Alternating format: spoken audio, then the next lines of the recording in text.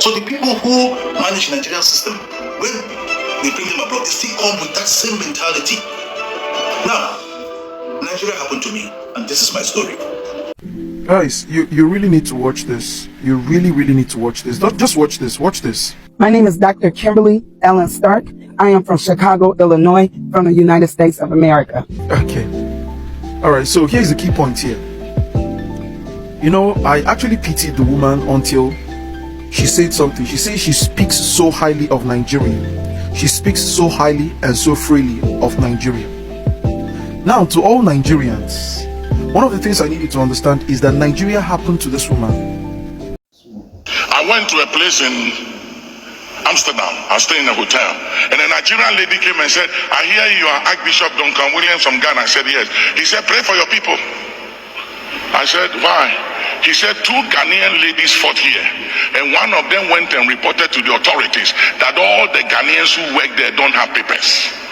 Hey darlings, welcome back yet welcome back yet to another interesting, intriguing, and most importantly educative, enlightening, expository, and captivating episode. Yes guys, straight up into what we have for today. But before then, have you hit on the like button? Please kindly hit on the like button. Find this video very interesting, share this video, and subscribe if this is your first time here, because on here we say just the way it is, not to demote, demean, demarcate anyone, any citizen from any part of the world, but to educate, enlighten, analyze, react, inspire, motivate, captivate, not just you but your spirit, your soul, and your body. And you can't get it as a dull moment on here on the stable of vibes upon vibes with Chivik.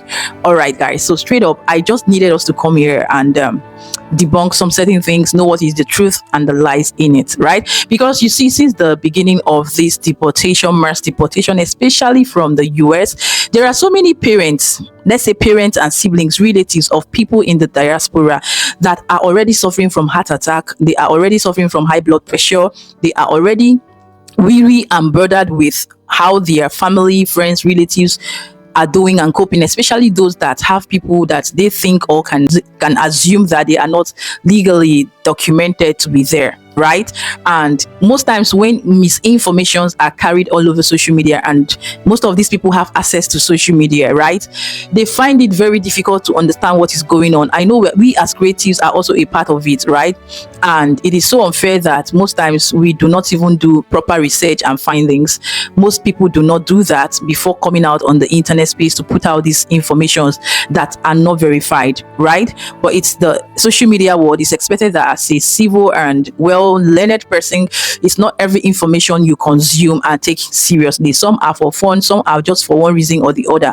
But it is what it is, that it is supposed to be, you know, said the right way and well verified, so that most people who do not even have time to, you know, be sure if this information are true or false will not consume it and, you know, slump one day and die. I just needed us to come here and talk, because I am a human being.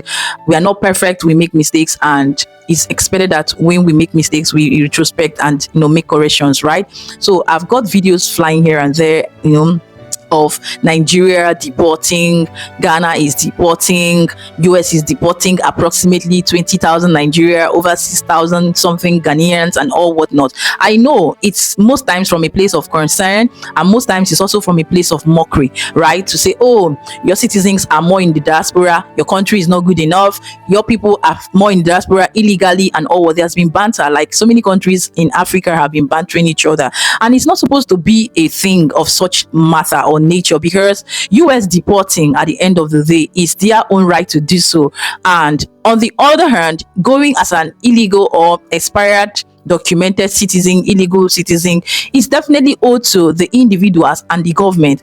And at the end of the day, it is definitely not as is being said, because it is only the numbers of people which the US are not even sure of. At the end of the day, they've not certified and gotten the accurate number. Everything is based on approximation and assumption that these are the accurate number of Nigerians, Ghanaians, South Africans, Zimbabweans, Cameroonians, name them, African countries in general. That's what I'm talking about, that are definitely found and ready to be deported. That is not sure, it's not factual, and it's not true. It is until they have done their search and confirmed how many, if at the end of the day they can even complete that program, right? Because it's not even an easy job. It's not even something that can be done within a month, 2, 3. It's definitely going to be a systematic process, right? As time goes by, just like that. And I think the pressure is even more on the Caribbeans and other neighboring countries, right? Citizens who are illegal there. So it affects both the white, the black race, almost all races, right? Exactly. So we as Africans, it's expected that we should not even take it as a time or a moment to begin to mock ourselves, shame ourselves, even though we still need to stand on the grounds that you should not go, or it is an offense and wrong thing to go to other people's country undocumented. I still stand on that. But regardless, that is not the context of what we should be taking what is happening in America for the sake of mocking and demeaning degree. No, we shouldn't be doing that. And nobody, please, right here, should believe any number that is not verified and certified. Yes, exactly. Even the US at the end of the day have not even come up with the well accurate number of people that will be deported at the end of the day, because all they are doing is just carrying out the arrest and searching and verifying who is supposed to stay and leave. Of course, it is a thing that must be done and have already started in the US. Okay, so with that being said, all tension calmed, everybody calm your nerves. And if you have friends and relatives at this point who have been there for you, whether they have been there or not, who you love and truly care for, please reach out to them, check up on them. I constantly do same, yes, because I have people there too.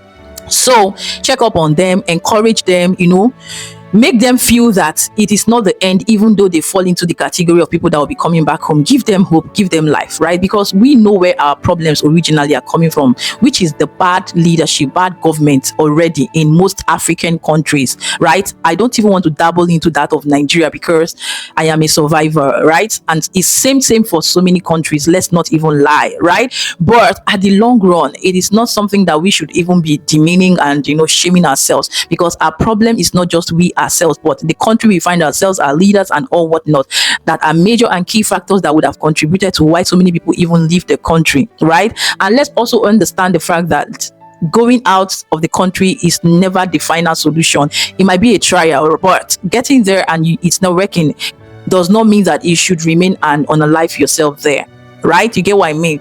If you go to somewhere and what you expect at the end of the day is not working, why not come back home? And don't feel shy or ashamed of that. I don't know why people still think in this present day and time that you should travel, that leaving your country and coming back to start afresh should be a thing of shame or reproach. No, it is the mindset that has already destroyed us on arrival. Yes, because our mind is the most powerful tool that can either make you or break you. And that's why it's good to always live within your means, accept your realities, and work on the imperfections as a person and as a human being, then as a country and as a nation, right? Now, making it look like coming back to start afresh should never be a bad thing. And for others who have been on the act of making people who are outside in the diaspora look like they have made it in life and they have it all put together or working, should please stop, because you do not, or you would not want to know what most of these people in the diaspora that are your friends and relatives are going through there. We see video clips of people coming out now to say this is not what you think, the abroad is not what you think, and you still see people go down to their comment section to be telling them that if it's not working, why are you still there? Come back. Do you know if they even have the resources to even fund themselves back?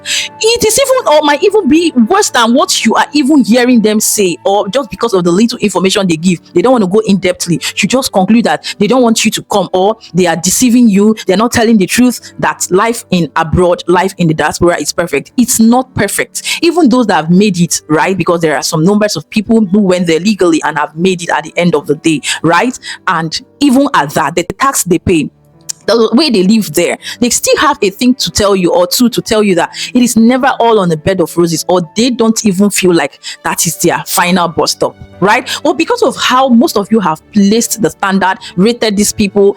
I see people make boastful talks of, I have my siblings in here, I have my brother. That your sibling, that your brother, that your child that you have there, do you know how they are surviving? That's the question. As a parent, as a sibling to these people, do you know how they are managing? There are things they will not want to tell you because they don't want to break your heart. Do you know that there are some whom you don't even hear from, and most time when you hear from them, they tell you all is well, but they are in the prisons. They are in one problem or the other that they don't want to tell you because they don't want to break your heart. So these are the things that at this critical moment we should be deliberating on. Then thirdly, we should now see it as a time where at the end of the day, as citizens and as countries, as people, should take it upon ourselves that this is a wake-up call, that we need to stand and fight for our country, fight to build our country, take our country. Coming back to start afresh in your country might be God's will for you that you never wanted to listen to, or not even leaving your country might be God's will for you to stay back. Now leaving your country and today you're finding yourself back might be God's will at the end of the day. I said might, okay, but at the long run, definitely whatever situation you find yourself, please do know that it's not the end of the world. And this is to everyone out there, whether you're in your country, you are in the diaspora, wherever you find yourself, know that God's plan for you at the end is the best. Don't give up. Don't conclude on your life or about your life until God has said so. You can try your best as a human being, right? So looking at the aspect of saying that Nigeria is deporting as well, I think that's a huge lie. Even while I went on research, I just got to know that about 800 and something thereabout was deported in 2024, which we did not even see a video clip of it. We did not even see at least facts to verify these things. These are just write up, and anybody can write anything. The immigration can come up with anything. I'm not saying that there might not have been, but when you talk about deporting people, at least, full clip evidence from start to finish stating how it went, just like we are seeing in the US. They are showing us everything, right? From how they went in search of the illegal immigrants, packing them together, sending them back. At least these things would have been making rounds and flying, not just messing. I don't believe in messing. Anybody can sit down and frame up anything. This is a digital world, it's a social media world. Anybody can say or do anything, right? Why I even read on that 2800 and something, guys, I kept asking as well, is it only in Lagos and Abuja it was done? Because in my own city, my state, Rivers State, at the end of the day, I have not heard such news on the radio. Maybe I might not, would have been aware, but I think Nigeria has so many states. Why is it not happening in all states, or why did it not happen in all states? If it is currently happening, why am I not hearing it on my media? I listen to the news almost every time. I read to be on the know. I research to be on the know, but I'm not seeing things like this. So I think that is rumor and falsehood. My opinion, though, you can leave yours or counter it. If you have evidence, show us, no problem. But please, let's tone it down at this point so that people don't die of shock and heart attack, right? And on the other hand, saying that the country Ghana is deporting. The country Ghana is deporting about 20,000. Please. I think if there was any such thing, it should be way back, like old news. Currently, I've not seen. I've gone to almost all the Ghana media state channels online to read up to see if my own president John Dramani Mahama started deporting. I've called or reached out to some Ghanaians and they were like, nothing like that for now, please. These are information that are sensitive, and at the end of the day, those in diaspora might receive it a certain way, and those in the country back home would definitely get confused, like, am I not in this country? Just like I'm asking, am I not in Nigeria? If I was outside Nigeria now, I would have been, say maybe because I'm not here. I'm here, I'm listening, I'm watching the news, the TV and all that. So I don't know. Like I said, correct me or counter me in the comment section. I stand to be corrected respectfully and constructively, right? And that is it. And for those content creators who are saying that Ghana has 6,000 immigrants yet to be deported, please, we should make our research well. And before we round up, I would just really want us at the end of the day to take a clip of, a story of someone who really, said something that touched me, and I felt like, okay, I think I need to share this. And also, at the end of the day, a video clip that really, put our minds and our heads together. Let's understand, and I will be back to summarize. So the people who manage the Nigerian system, when we bring them abroad, they still come with that same mentality. Now, Nigeria happened to me, and this is my story. On July 2nd, 2024, I traveled to Nigerian embassy in Madrid, Spain, to renew my passport, because I said, you can do it in any Nigerian embassy or high commission. So I decided to go to Nigerian embassy in Madrid, Spain, just because I want to see the country and all of that. I went there after paying for 10 years passport renewal, everything. And then when I got to the embassy, we're also made to pay 40 euros cash. They said it's administrative fee or postage fee. That's what we use to post the passport when it's ready to your, whatever country you are and all of that. I did all of that. After all time wasting and everything, I was able to do my biometrics, and I left the Nigerian embassy, and I asked, how long will it take for me to get the passport? So I said, okay, maybe 2 weeks, 3 weeks max. I said, well, that's good. 1 week, 1 month went by, 2 months, And they gave the confirmation slip where you could track your passport and all of that. I was tracking, I said, oh, okay, NIN has been verified, NIN has been verified, everything. All right, it got to the point of production, no more update. 1 month, 2 months, 3 months, 4 months, 5 months, 6 months. Ladies and gentlemen, I didn't get my passport. I became a bit worried because I had a lot of things I needed to do with the passport, you know, to maybe to attend conference, go there, to travel around. I wasn't getting my passport and I needed it so badly. And I decided, okay, from my base, let me call the embassy in Madrid, and then I put the call across several times, no response, nobody takes the call. Just once they took the call and the person asked my enrollment number, and that was it. No answering of phone, no response to email, nothing of sort for 7 whole months. Initially I was told that the passport would be printed in Italy, but I tried to track it down to Italy from my base, no response, nothing was happening. It got to a point I became frustrated. What is happening to my passport? Alright, I was told, okay, when you I made my inquiry and I was told, okay, the Servicom in Nigeria, they are the ones who ensure good service delivery and all of that in terms of public institutions and all of that. I wrote to them. One would expect that if Servicom gets my message or email, maybe they will try to find out maybe what's wrong with this agency. This citizen's passport has been with you for 7 months, no response, no update, nothing. After several days, I got a response from Servicom telling me, giving me a number to call. I was surprised, and the number in question not responding. I kept on, and then I decided I was going to take this to the social media because I tried not to do all of this on social media. So I got the handle of the media aid to the Honorable Minister of Interior, a very fantastic human being, a very fantastic young man who is doing a lot to reposition Nigeria as far as passport issues are concerned, digitalizing everything, putting Nigeria in the international best practice. Now I tweeted, you can see the tweet, I tweeted, and then I tagged the minister's aid, tagging the minister as well. And in less than 2 minutes, I got a DM from the minister's aide apologizing for the inconvenience and then asking for the details. And when I forwarded the details, he said that although he was going to get back to me in a week, within 2 hours, ladies and gentlemen, he responded with information about my passport from what we have, from the information he told me. This passport has been printed and issued since the 7th of September 2024. The passport was just there at the embassy, zero follow-up, nothing. And from what I heard from the ministry, that the minister personally had to call to demand an update on the passport before he got the data page and all of that. The next day I got a call from the immigration attaché from the Nigerian embassy. He called my number that was on file, and then he apologized and gave all manner of excuses synonymous to Nigerian civil service. On the same day, I also got a call. The Nigerian ambassador in Spain demanded to speak with me. I spoke with her and she apologized, and she also gave excuses as to what really happened and all of that. Now, these are some of the things that happens in Nigeria. So Nigeria happened to be, and I know I don't want to mention the losses I incurred because that passport was not with me. I don't want to mention the expenses and the things that the impact, the negative impact that this passport that I did not get had on me and my finances. A lot happened which I don't want to mention.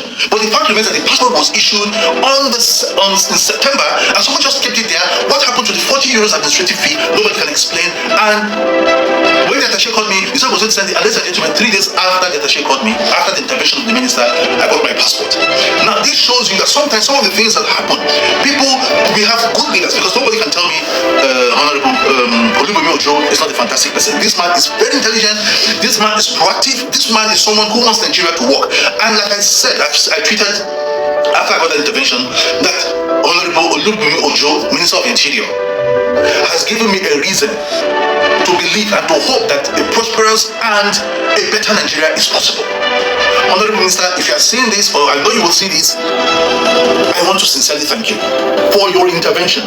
There are some people who I know who, over a year in that same embassy, did not get, they are yet to get their passport.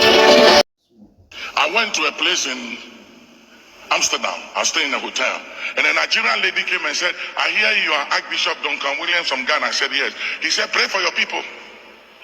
I said, why? He said, 2 Ghanaian ladies fought here, and one of them went and reported to the authorities that all the Ghanaians who work there don't have papers. So the authorities came and ransacked everybody, husbands and wives. They left their home with their children, dropped them at school, went to work and didn't come back home. They arrested everybody, deported them to Ghana. And the lady that went and reported was given a stay. I mean, how can you sleep?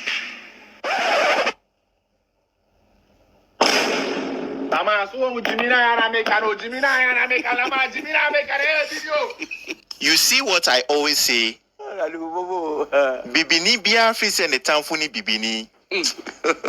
Africans always think their enemies are their fellow Africans. I'm telling you. And I saw some people in the comment section saying that why is the man of God preaching against legality? Why don't the people go through the proper means to get the documents and all of that? In a way, you people are right. But in this case, the person did it out of anger. It's not like he's concerned for the betterment of the country. You get it? And then second of all, the person in question is also part of the immigrants. I went to a place. Guys, you really need to watch this. You really need to watch this. Don't just watch this. Watch this. My name is Dr. Kimberly Ellen Stark. I am from Chicago, Illinois, from the United States of America. And I'm here today on the grounds of that everything that I've worked so hard for, even from America to Nigeria. And as I love this country and I fell in love with this country, I chose to invest here. And as I saw today, before there were gates, as you can see behind us. Now, as I come here today, I can see most of my dream and so many of our investments crumbled and shattered. I bought more than 6 plots and I intend to buy more. But how can I trust the fact that the more I invest is not protected because of what's going on here? And what we are appealing today, and me as an American from Chicago, Illinois, I'm speaking directly in the camera.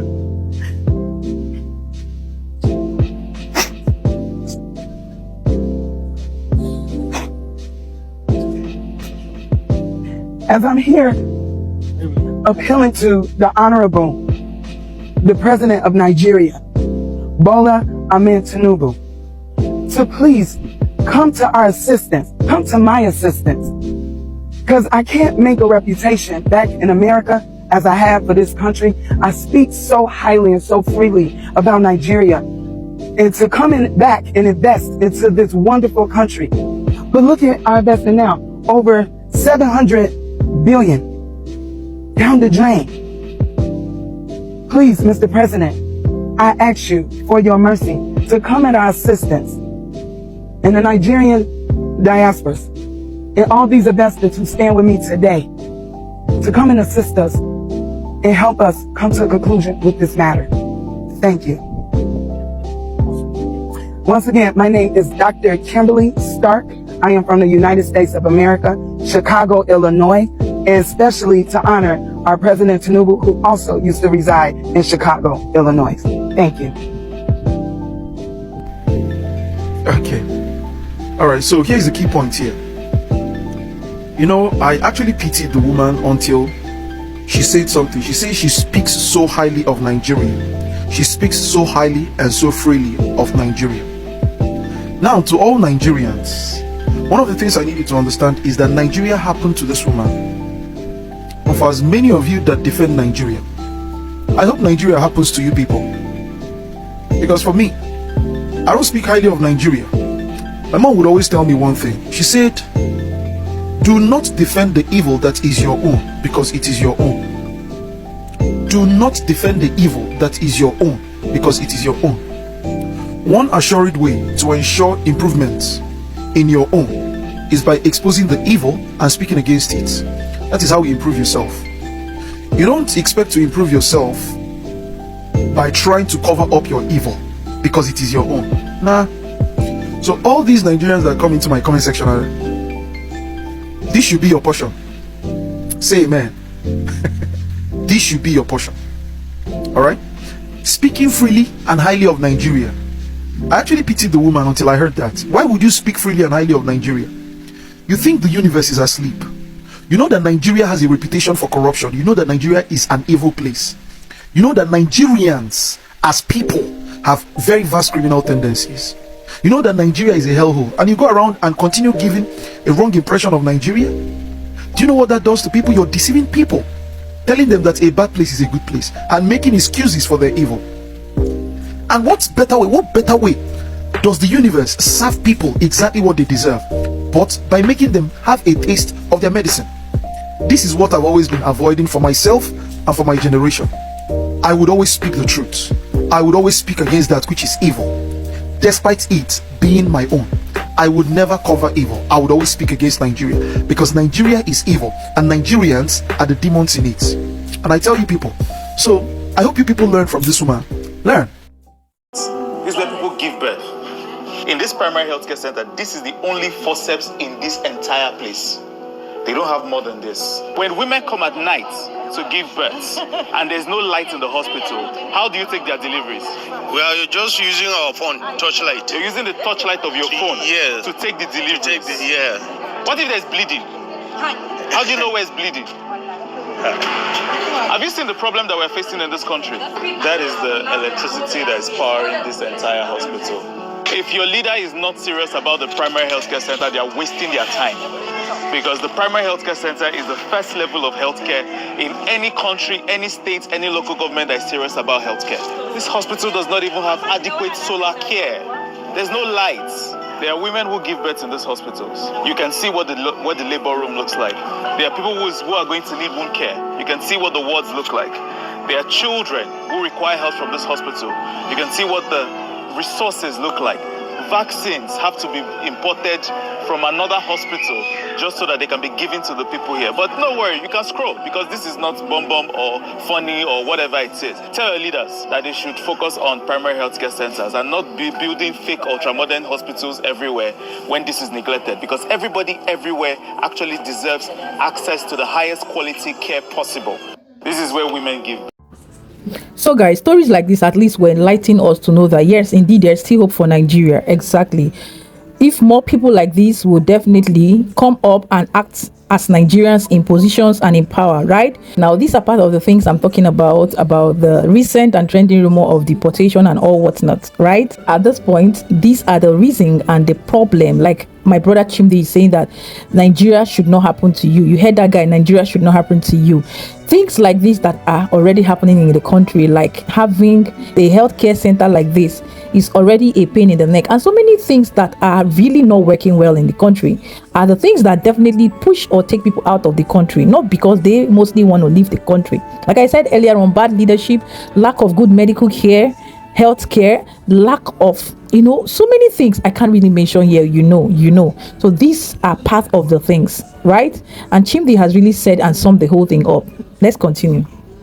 Okay guys, the thing is, for that guy's story, I learned a thing or two, because I've seen one of the persons that still believe that there is hope for Nigeria, whether or whether, right? That's one reason why I will always choose to stay back here to fight and stand up for myself and my country. Exactly. I believe that leaving my country or running away from my country is never the best option. Not that I cannot travel to visit or whatever and come back. I am a die-hard fan of being in my country no matter what. I don't think I can stay in any other person's country. Let me just say, I don't think, and stay comfortably the way I am staying in Nigeria, because no matter what, I know the problems I have as a Nigerian that is affecting me. I know how to navigate around them and manage myself, right? That's why I still believe that it's best for me to be here. And I'm not stopping anybody who does not have that ideology and belief. But I think it's high time as well, we as Africans, cut across different countries, learn to stand for our country, fight for our country, grow and build our country, right?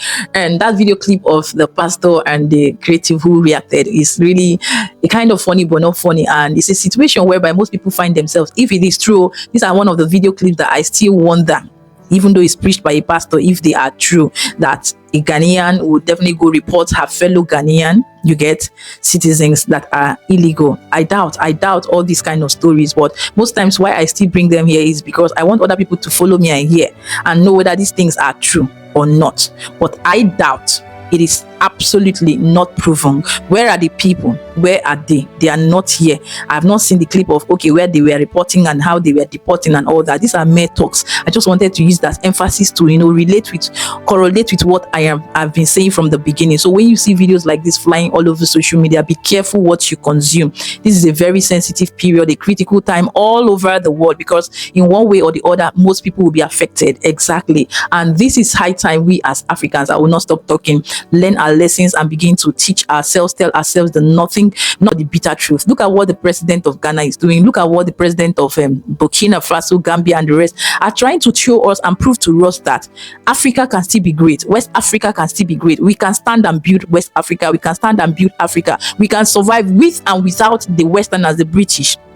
Let it be on the ground that at the end of the day, if we still need them, let it be that we are partnering with them based on terms and conditions, laws that guards it. You see, in Nigeria, we don't even know our grounds. We don't even have the power to even stand and tell the Westerners, the Chinese in our country, that this is our country. They do not have the right to come into our country to dictate for us, to tell us what to do. Till today, we Nigerians, we Nigerians still see these people with different color as superiors. You see Chinese people in companies that both Nigerians and white people are working, Chinese people are working, having superiority over them. I'm not saying that there are no hierarchy to job discipline and whatever, but at least owning our rights, owning our country. We've been sold long ago, not today. And it's still a shame and a pity that even in this 21st century, we are still dabbling and living in that reality. It's saddening. But when you go to their country, you are less privileged, you are, limited. You don't have enough access, you don't have enough power. These are the issues. They treat you the way they want to treat you. But when they come to us, at the end of the day, they do the way they want. We worship them, we bow before them, we respect them, we regard them, even more than our fellow country citizens. Exactly. So there are so many things that are really, really not adding up as citizens in the country Nigeria, in most countries. I know this same thing definitely might not be happening in the country Ghana and South Africa and others. Comment below. Even if it does happen, it's still the same thing we need to fight against, kick against. If we need foreigners in our country, they should come legally, well documented, know why they are coming and stand for what they are coming for, so that we will know that we own our country. See, I'm a big and huge fan of representing my country, being patriotic and standing up for my country, owning my country, because that's all I have. If anything happens, if I'm anywhere, I will be thrown back to my country or sent back to my country, just like America is sending everybody back to their country. So why shouldn't I even stand first and own my country? Do I have any place to run to? Do I have any other country? This is my origin. This is my place of birth. This is my root. I have every right, 1001%, to own it. To own it, to build it, to defend it, and not to, allow anyone, take it away from me. That's my right. That's your right. You see how every country is protecting their country, their boundary, and their territory. That's how it should be. If I'm coming to your country as a foreigner, I should know why I'm coming and how I am coming. You have the right to question me. That's the same right we have to question foreigners in our country. But you see, in most cases, we don't do it. We can't do it. Because when you do it, the people who are giving them the pass, who are giving them the access, will even, remove you from the scene before any other thing. They will ask you, who are you? Nobody matters. Nobody's opinion matter. Nobody's opinion matter. If you're nobody in the country, nobody listens to you. Nobody cares.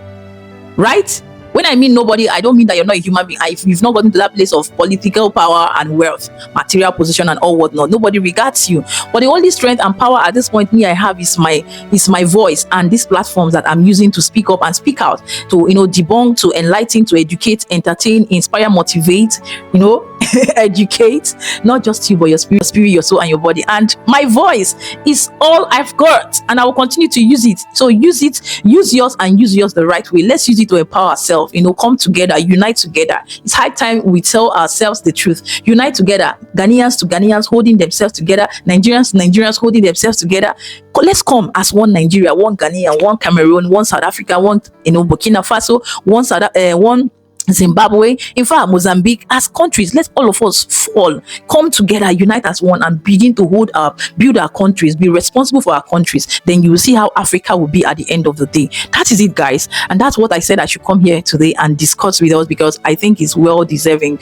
But please, I need you to take time, understand my point, and digest it, comprehend with it. And if you like it, share this video so that more people will know what is going on, right? Share this video, like this video, and subscribe if you like it on here, because right here this year we are doing great stuff, things that really will really keep you on your feet, to work hard, to stand up for yourself, to defend yourself, to be the best version of yourself at the end of the day. Only Vibe with Chivi can give you that premium quality update. Exactly. So why not hit on the subscription button and become a member of this family? Absolutely free of charge, I promise. And you can't get it as a dull moment on here on the stable of Vibe with Chivi. When I say Oshe, you say what? Baddest. Let me see you in the comment section. All my lovely, my sweet and darling family members, I owe it to you. I love and cherish you. Thank you so much, and thank you for your time, for sitting down to listen to me today to this point. Thank you. I appreciate each and every one of you. Exactly. Until then, let me not bore you guys. Keep it real, happy, safe, and blessed as you vibe to your environment, nature, your surrounding, and all those good stuff. But for now, see you in my next episode. Ciao ciao. Mwah.